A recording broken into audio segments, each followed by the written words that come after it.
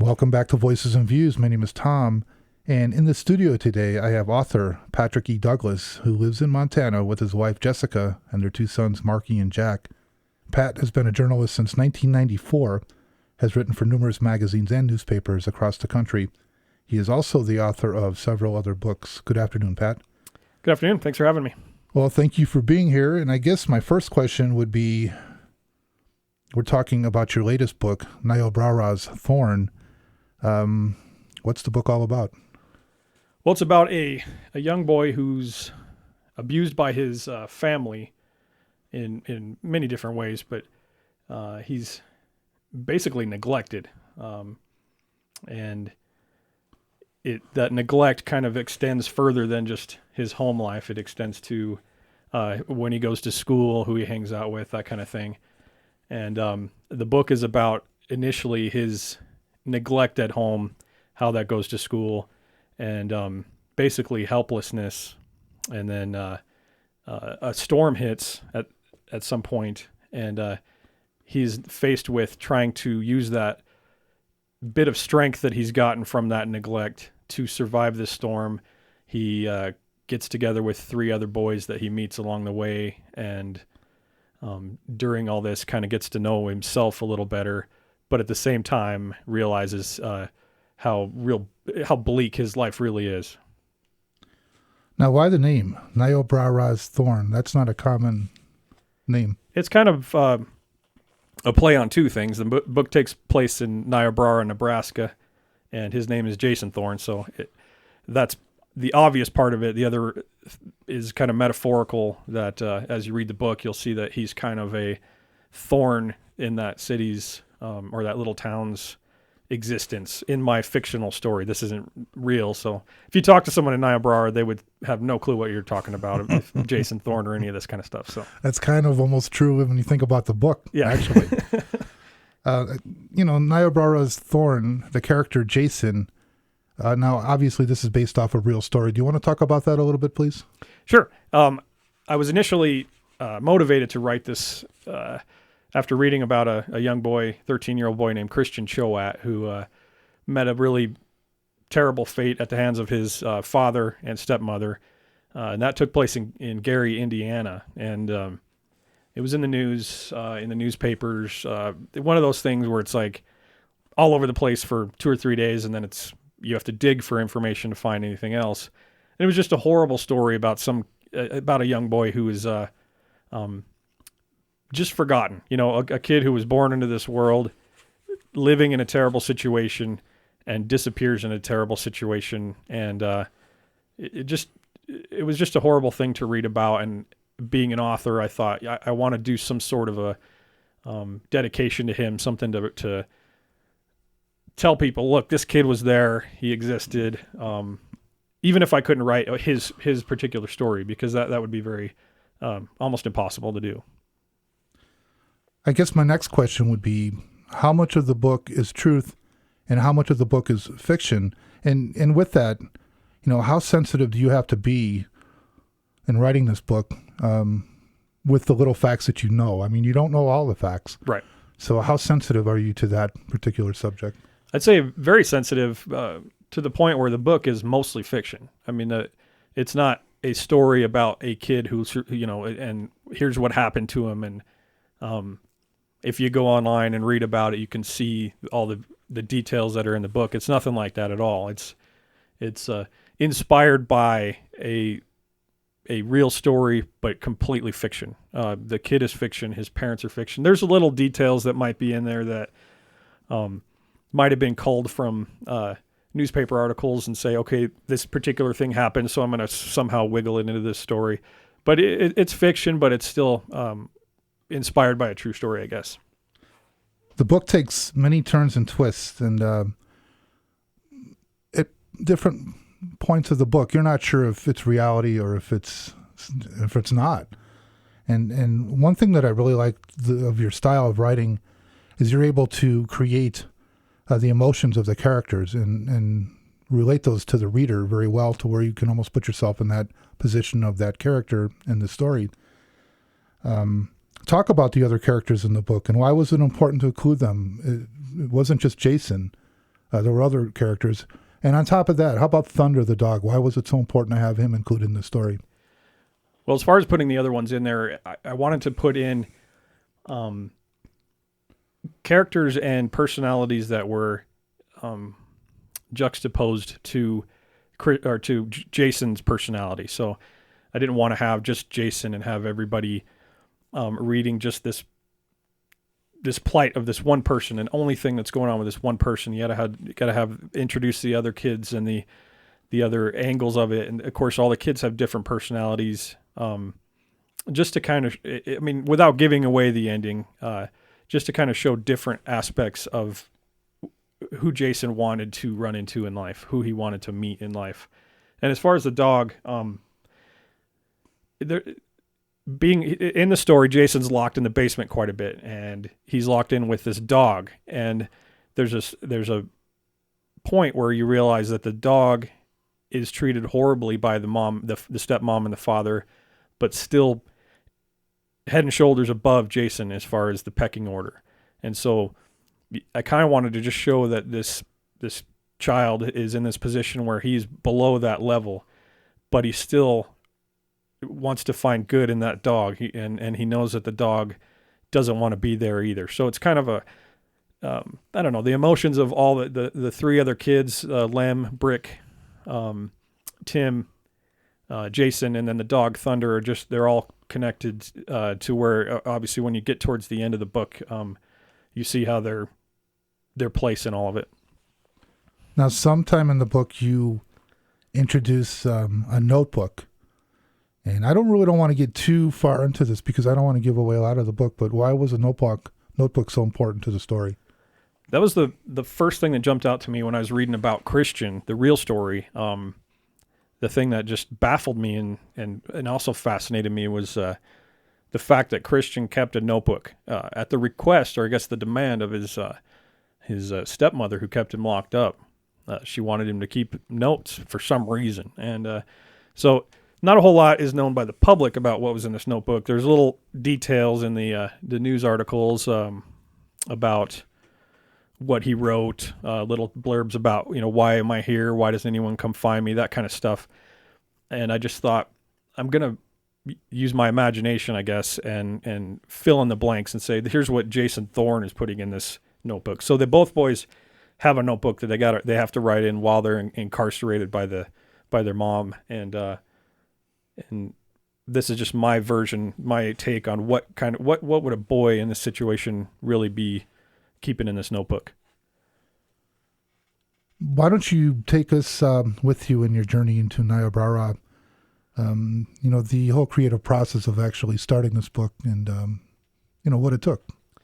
Well, as I said earlier, when I initially decided, okay, I'm going to write this story about to inspired by this child Christian Choate, I thought I can't put it in Gary, Indiana. I can't call it Christian in the book. So I have to come up with different names, different ideas. And I really wanted to have this storm in the book because it's vital to keeping this alive. And I thought, okay, I got to find something in Tornado Alley, Midwest, that kind of thing, Middle America. And I lived in Nebraska for a couple of years, and I know that nothing against Nebraska. I know that there's lots of flat land, lots of tornadoes, that kind of thing. And so I just got on Google Maps and just started following the rivers because I knew I had to have a flood, I had to have rivers. And so the same river that flows through Great Falls, we got the Missouri River, goes right to the north of Niobrara, and right to the west is the Niobrara River, which is essentially as big as the Missouri. I mean, it's not quite as big in that region, but it's still quite big. And so I just Wikipedia looked up the city or the little town, and I found all these details about floods that had occurred there and how they kept having to move the town, and these resilient people just kept keeping this area where this town is, even though they kept being hit with disasters. So it was like it was meant to be. So I moved my brain to Niobrara, and even if you look on Google Maps, it's set up perfectly. There's a little house right on the top of the right by the Missouri, and you look at it, and in some versions of Google Maps, it's underwater, and in other versions, it's dry. So you look at it and go, this is exactly where this story takes place. Mm. And I've often wondered, if people in Niobrara, start reading this, read about it, I just often wonder whose house is that, and are they going to get the questions about it? Hey, your house is in this book, and it floods in there all the time. It's really weird. Can we see your basement? Yeah, is there anything in your basement? I don't even know. They don't have basements there. I mean, let's be honest. How long did it take you to write this book? Was it a lengthy process? It kind of was. Well, actually, I don't know, because I don't have any frame of reference with other writers. One book I wrote that's twice as long as this one, it's 100,000 words, took me 8 days to write, and that was morning to night, constant for 8 straight days. This book, in comparison to that, took a lot longer. I started it in the early summer of 2012, had the meat generally done by, I'd say, December, maybe even earlier than that. Maybe November, I had my first draft completely done, and then it was just a matter of polishing it up and submitting it to publishers. How do you pick your topics? And with this particular topic, why was this so important to you? This was the first book that I had picked based on real situations. My other books, which are a lot edgier, a lot more inappropriate than this one, I should say. Those began like it would be an idea, a little seed, an idea that I dreamed about, something that doesn't make any sense. It was tiny. I get up the next morning, I write it down, might be one sentence, and then as time goes by, I start filling in the blanks, and then when all of a sudden it hits me, here's your book, I start writing. In the case of this one, it was a little different because it came from the headlines. I would read about this child and thought, man, I already have a book in my head. I know what I'm going to write. And so it was a matter of just getting a notebook and scribbling down ideas. I have a notebook at home that has probably 8 different versions of this book written down, completely different stories. I would sit there and tweak it and go, I don't like that one. I don't like that one. And then I started writing it, and then it became what it is. Well, with that said, does anybody help you pick the final copy, the final draft, or is this your process? Well, my wife is always instrumental in my books. She's a elementary education teacher, specializes in reading, so she reads all the time. I've never met anybody who reads as much as her, and so I'm grateful in that way because I can write a book and no one else looks at it, and I can hand her the first draft and say, go away, or go read this, go to town on it, tell me what you think. And she'll come back. She'll be honest. She won't sit there and go, oh, I love it. She will tell me, oh, I don't like this, I don't like that. And it doesn't mean I'm going to change it, because as a creative person, there might be something that she doesn't see in the book that she likes or something, and I'll keep it in her. But for the most part, she's the perfect person to be able to read those things and say, oh, you're missing this, or this doesn't make sense, or elaborate on this a little bit. And so I guess I kind of have an editor living at home with me. Obviously writers, after they write a certain amount of books or publications, they kind of create their own style of writing. And I have read another book of yours, so this is the second book I've read completely. And one thing I've noticed, it's kind of dark and edgy. I'd like to ask you about your style of writing. How would you describe it? Well, initially, I started writing books in the late 90s, and I approached it as I'm not going to follow any rules of society as far as, oh, you can't say this because it'll hurt someone's feelings, or you can't do this because someone might get offended. And so I just wrote what I wanted, how I wanted, edgy, in your face, and I still love doing that. And I've written 6 books now, and 2 of them are not published, and I still write that way. In this particular case, I wanted to be able to write something where youngsters, a young reader audience, could get involved in this book and read about Christian and not have to sit there and worry, oh, they're going to see this or that, or this bad word, or this is way too dark or way too violent. So what I did in this book was I wrote with a similar edge, but I made sure to think about, okay, if a 7th grader's reading this book, I can't put this in there, it's too violent, or I can't say this word because there's just basically going back to that the rules of society. Like I said, how I didn't want to deal with that in the first ones. Now in this one, I'm saying, okay, there are rules that you need to follow if you're going to have a young audience. And that's pretty much what I had to take out of this one. With that said, though, the book is still edgy and dark. I mean, a seventh grader reading it might get scared a little bit on some parts. And that's kind of by design. And what I would like to get out of that, as far as let's say a seventh grader is reading it, I want them to be able to see the story of this kid and say, in the book, he's not bullied. He's not, in the traditional sense, like you see in movies and books where, the kid gets picked on when he goes to school and everyone laughs at him, all that stuff. He is bullied in the sense that people ignore him.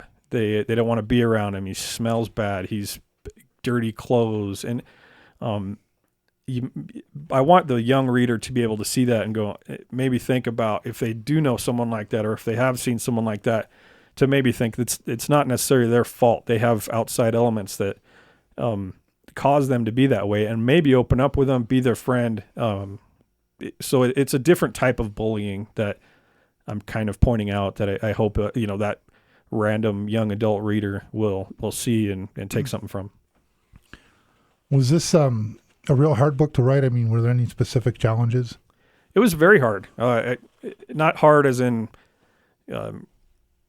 difficult from a writing standpoint. It was hard from an emotional standpoint, where I've got two young sons.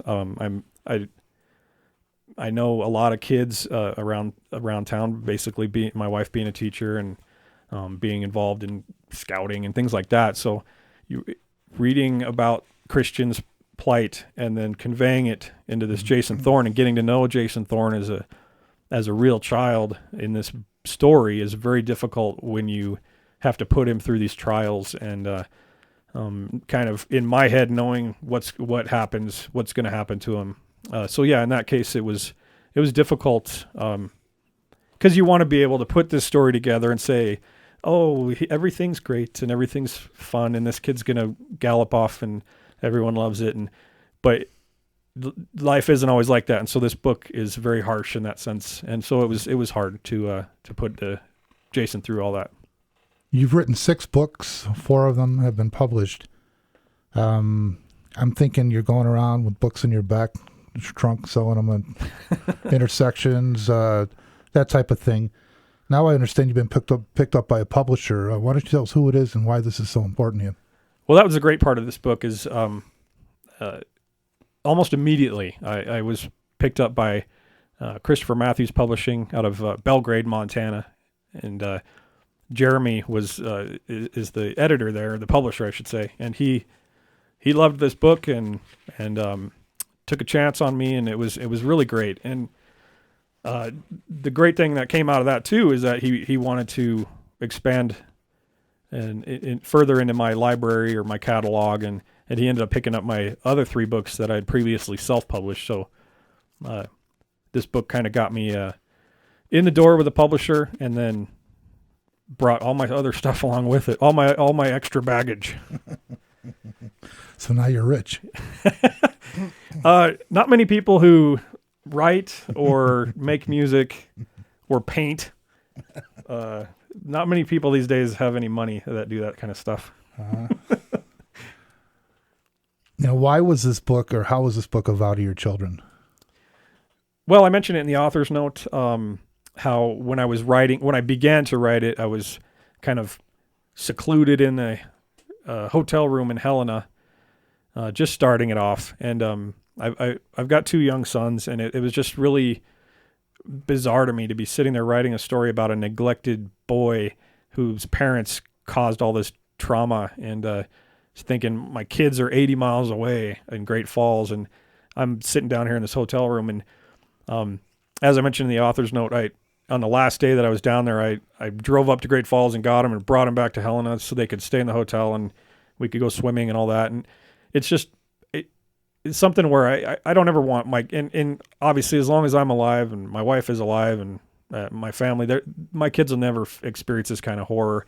But at the same time, you just, when you get involved in a story of something this terrible, the natural reaction I would say is that you look at your own children and say, it's not going to happen on my watch.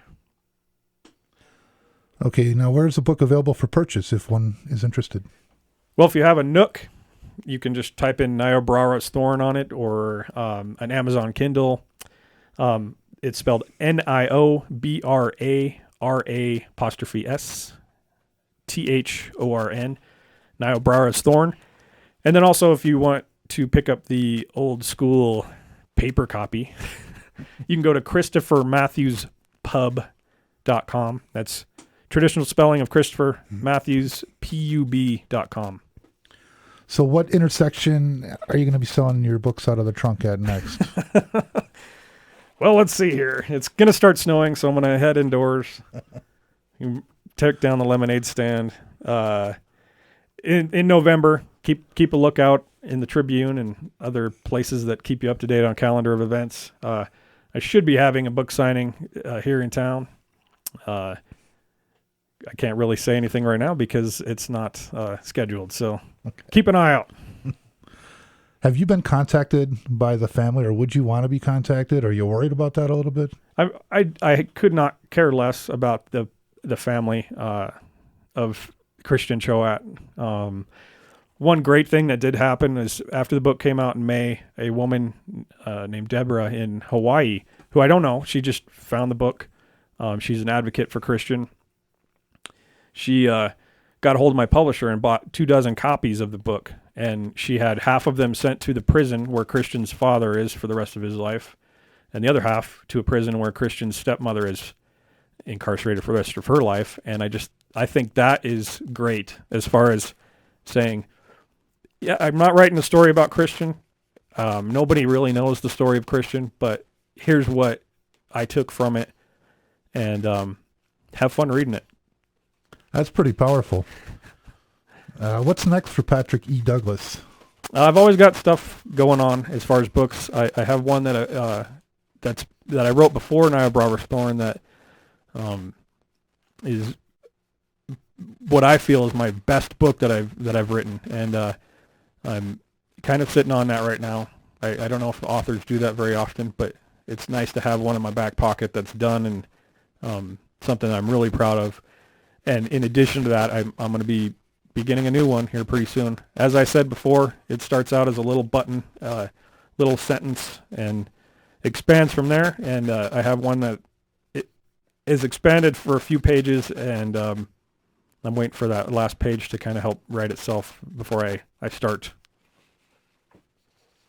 Now, your name is penned on the book, the only name penned on the book, but you've had a lot of help with this book. Who do you have to thank?